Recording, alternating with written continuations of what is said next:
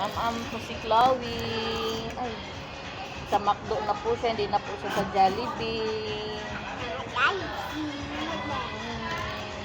Hungry na daw si Chloe daw. Ayan po, hi po. Hi Kuya Carlo, kain po. Good morning po. Nagbago yung brand ni Chloe, hindi na si Jollibee. Kay McDo na naman daw siya. Hindi na. Galing ah. Nakita niyo po yun? Big Mouth. Ay, ano kaya yun? Isa pa.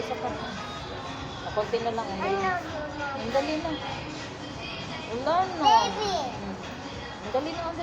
Last na lang, last na. Airplane. Asan kaya si Chloe? Si Papa.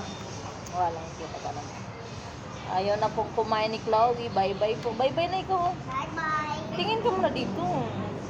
Bye-bye guys. Mga Marties, bye-bye po. Bye.